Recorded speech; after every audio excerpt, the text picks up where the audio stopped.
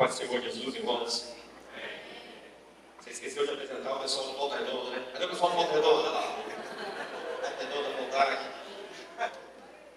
Gilberto, Igor, Edson, o Hélio, o Matheus, a turma lá que realmente são os abençoados por Deus e cheios de talento, têm entregado suas vidas realmente nesse propósito de Deus de adorar e glorificar o nome dele com louvores. Amém? Eu estou muito feliz, muito grato a Deus, realmente me sinto extremamente privilegiado de estarmos aqui desde cedo. A Ellen esteve aqui, minha esposa, está comigo, me acompanhando, esteve ministrando aqui mais cedo, às 16, no workshop da dança. Nós somos líderes do Ministério de Louvor da igreja, já há um tempinho, né? Estamos lá há um tempinho na igreja e trabalhando lá neste Ministério de Louvor. Temos uma equipe abençoada lá em Volta Redonda, que tem realmente entendido o propósito de Deus, esse propósito de adorar ao Senhor, como diz o escritor, 1 Pedro capítulo 2, 1 de Pedro capítulo 2, ele diz que ele nos constituiu para anunciar as virtudes daquele que nos chamou das trevas para a sua maravilhosa luz. Então nós anunciamos essas virtudes. Temos procurado anunciar através da música, através do canto, através da dança, anunciar conforme ele diz que todo o ser que respira louva ao Senhor. Nós cantamos aqui hoje, né? Então nós temos procurado entender e, biblicamente, realmente aplicar os conceitos do louvor, da adoração, como Deus tem nos ensinado. Queremos compartilhar alguma coisa com vocês nessa noite, compartilhar aquilo que Deus tem nos ensinado, de como é bom, realmente como é bom estar na presença do Senhor e adorá-lo. É maravilhoso realmente termos um Deus santo, um Deus digno, um Deus poderoso, o Criador de todas as coisas. Não sei se você ainda acredita nisso, mas muita gente tenta roubar, principalmente estou vendo uma faixa etária muito jovem, que tenta realmente roubar o entendimento disso que Deus, ele tenta, com essa ciência, uma ciência realmente criadora de ateus, que quer dizer que Deus não é o Senhor Criador, mas sabemos que todas as coisas foram feitas por Ele, e sem Ele nada do que foi feito se fez. Todas as coisas foram feitas por Deus através da internet de Cristo Jesus, e é este Deus que nós servimos, é este Deus que nos comprou, é este Deus que é o nosso Deus, que nós temos o prazer de estarmos aqui hoje. Estamos reunidos aqui hoje, como família de Deus, estamos reunidos aqui como os irmãos, porque é o sangue de Jesus derramado na cruz do Calvário que nos habilita. Podemos estar aqui nessa noite, realmente com nossos corações abertos, com nossas cabeças erguidas, porque Ele nos comprou, nos constituiu reis e sacerdotes para Deus. Amém? Você é rei e sacerdote, você é sacerdotisa do Deus Altíssimo. Então nós temos esse encargo de adorá-lo, nós temos essa responsabilidade, nós temos esse prazer, nós temos essa alegria. Mas a adoração, irmãos, é algo bastante sério. Eu queria falar um pouco sobre isso. Nós precisamos entender sobre isso. A Bíblia poderia ser, a história da humanidade, eu acredito que poderia ser contada, baseada na adoração. Ela poderia ser contada, a história da humanidade baseada nas ofertas a Deus. Umas deram certo e umas deram muito errado. Não é? Umas terminaram em festa, outras terminaram em grande tragédia. Podemos ver que, então, poderíamos contar desde Caim, lá no Gênesis capítulo 4, quando começa já a falar ali de oferta ao Senhor. Como que deve ser a minha oferta? Como eu tenho feito essa oferta? Como vocês têm ofertado a Deus? Baseada em quê? A sua adoração é baseada em quê? Às vezes nós temos uma adoração baseada na gratidão a Deus. Podemos basear a nossa adoração na bondade de Deus, nesse amor de Deus por nós. Podemos basear na misericórdia e graça do Senhor. Davi escreve no Salmos 23, versículo 6, certamente que a bondade e a misericórdia me seguirão todos os dias da minha vida, habitarei na casa do Senhor por longos dias. Ele entende isso e diz sobre isso lá no tempo da lei. Ele já traz a graça, mostrando que era a bondade e a misericórdia de Deus, era a graça de Deus que alcançou. Mas, irmãos, nós precisamos nesses últimos dias lembrar também que temos um Deus que é santo. Precisamos entender a santidade dele, entender a seriedade que é. Temos um Deus santo e que a nossa adoração precisa ser baseada na santidade. Lembrarmos disso. Eu queria que você ficasse de pé.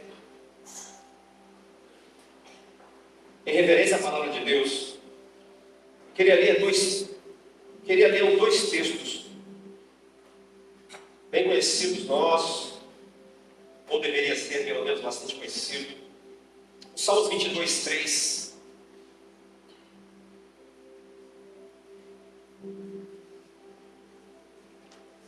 Diz assim, 22, 4, na verdade.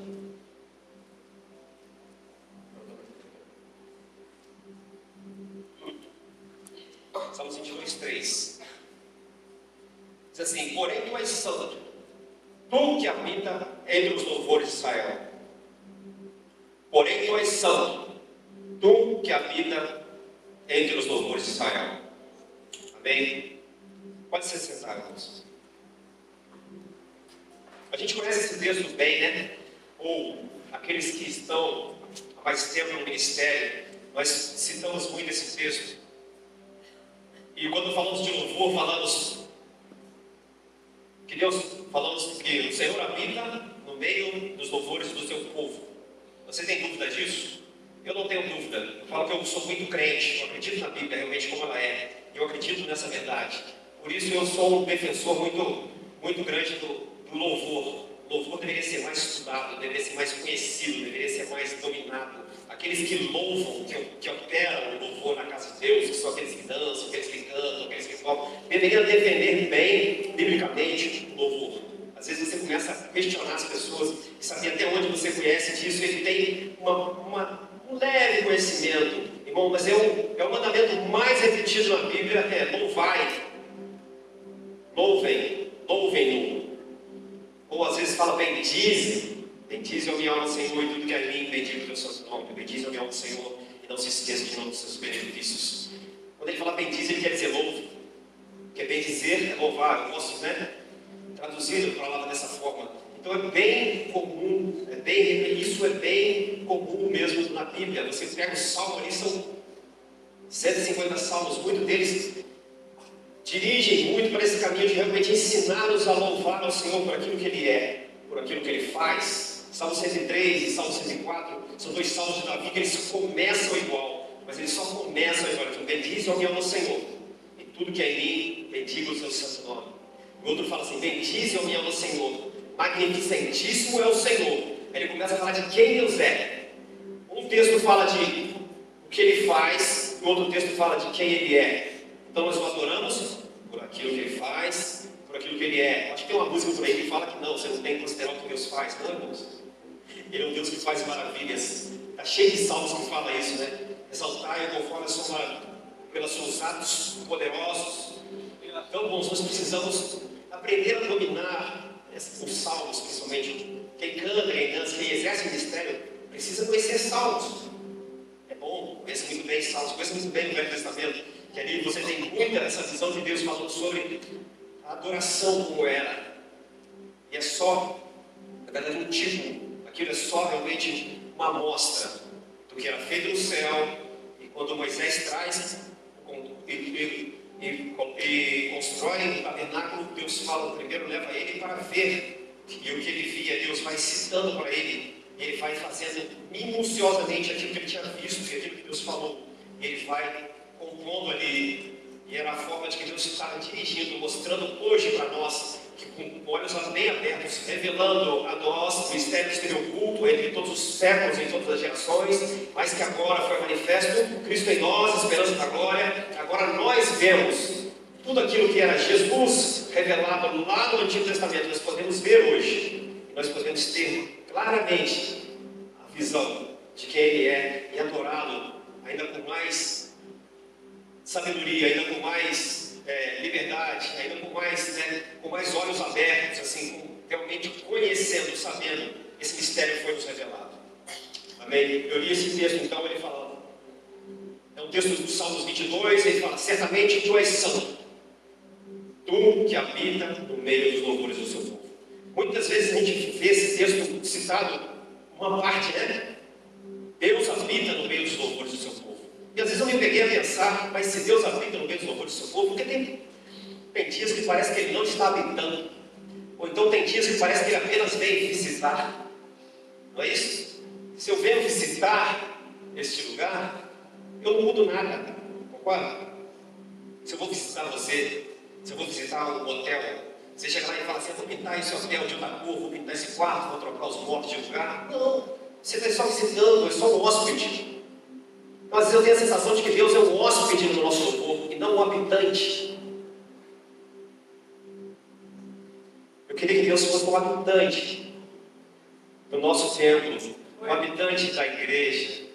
Eu esqueci de falar do pastor que tantas vezes me convidou para aqui, eu nunca vi. Hoje eu vim, pastor Marcos. Muito obrigado, pastor Marcos. Obrigado também, Diogo, pelo convite. Obrigado por termos vindo. Estamos aqui, realmente sentimos privilegiados, tá? Estarmos nessa igreja tão calorosamente nos recebeu. Os irmãos que nos vejam que estão no lugar, eu estou no lugar certo, no lugar onde se fala em línguas, onde se clama com vigor. Eu gosto disso. Amém?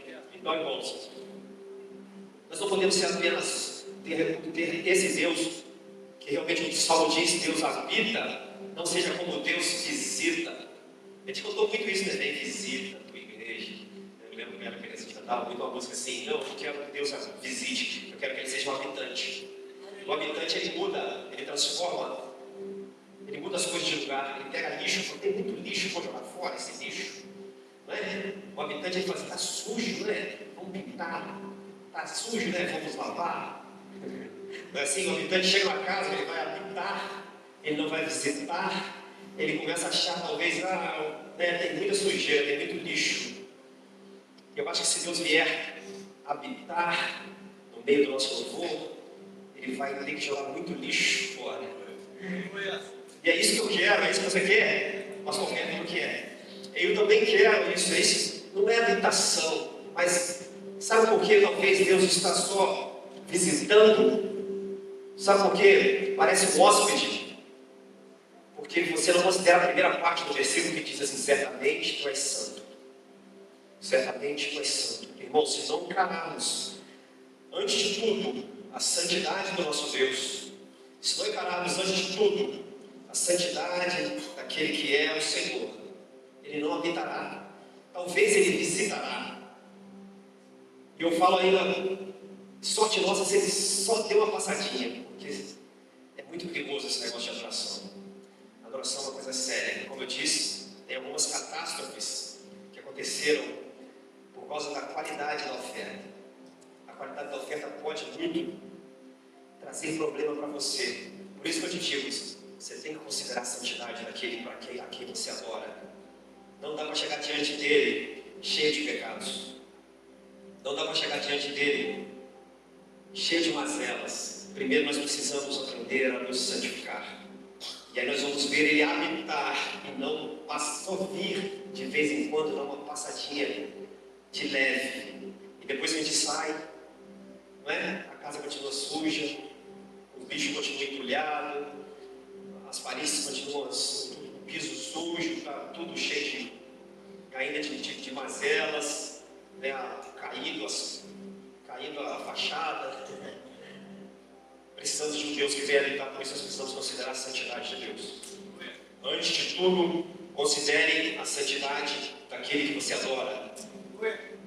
Antes de tudo, antes de chegar para Ele e dançar, oferecer uma dança, considere a santidade dEle. Antes de chegar para ministrar louvor, para fazer o que você fizer, que seja o seu tipo de oferta, pode ter pessoas aqui que seja talvez de outros ministérios, considere a santidade daquele a quem você adora. Senão você pode ter um problema sério. Lembra de Caim? Estava falando de Caim. Caim teve um problema sério, não é? Porque falando que passavam alguns dias, veio o Senhor e Caim fez uma oferta ao Senhor. E fala que depois veio Abel e fez uma oferta ao Senhor. E de Abel, Deus especifica na palavra dele o que ele ofertou. Fala que ele ofertou das gorduras e ofertou das primícias do seu rebanho. De Caim, ele não diz o que Caim ofertou, mas fala que Caim, vendo que não foi recebido por Deus, e fala que Deus falou para ele, eu não recebi, e vendo Deus, e não se agradou de Deus, nem de Caim, nem da sua oferta. Não foi da oferta apenas, ele fala assim, Deus não agradou daquelas coisas, né? Eu sei que Caim ofertou, ele era ele era um agricultor, certamente era agricultor, ele ofertou daquilo que ele fazia, mas fala que Deus não agradou nem da oferta e nem dele. E fala que Deus agradou de Abel e da oferta de Abel. Certamente Caim não considerou a santidade de Deus na hora de ele fazer a oferta. Certamente na hora de ofertar, ele falou assim, vamos fazer de qualquer jeito, né? Vamos fazer mais ou menos, afinal de contas.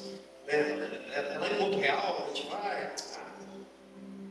Aí considera, vamos fazer mais ou menos. Não sei se aquele povo lá, vamos fazer mais ou menos. Sim, que a gente faz. Bom, se você não considerar que você entra aqui ou entra em qualquer lugar, que tenha milhares de pessoas, ou uma pessoa, ou ninguém, que você chega diante de Deus para adorar, se você considerar que Ele é santo, você tem um grande risco de, como Caim. Olha o que aconteceu com Caim. Deus fala com ele, Caim, se você fizer bem, certamente você não será aceito.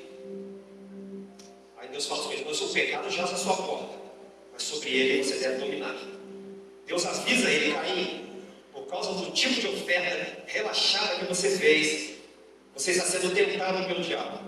O pecado está te rondando. O pecado está te rondando. Entra em Caim, um espírito de ciúme, de inveja contra o irmão dele. E o final você já sabe, Caim mata Abel, baseado na inveja. A inveja que ele teve por quê? Porque a adoração de Abel é aceita, a dele não é. Abel é aceito e ele não. E ali vira o primeiro assassino do mundo, por causa de uma oferta catastrófica, uma oferta mal feita, uma oferta que não considerava a santidade daquele a quem ele ofertava, uma oferta feita relaxadamente.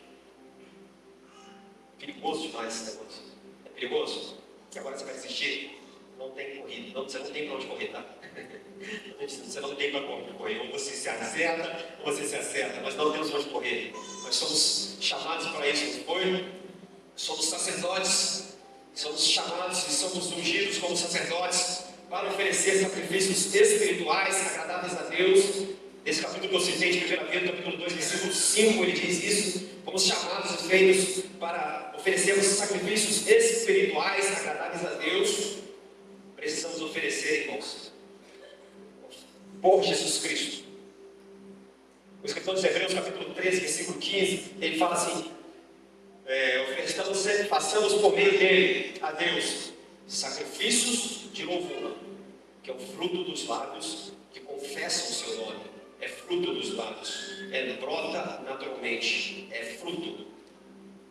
Deve ser, fruto é o resultado de uma árvore saudável, frutífera, ela vai frutificar, normal. Você vai chegar na mangueira, na praça, na data certa, ela vai dar manga. Então isso é o fruto dos lábios, normal, é natural. Aquele que confessa o nome de Jesus, ele naturalmente, ele tem nos seus lábios o sacrifício de louvor. Mas, irmãos, o nosso louvor não pode ser raso, não pode ser superficial, não pode ser realmente baseado, talvez um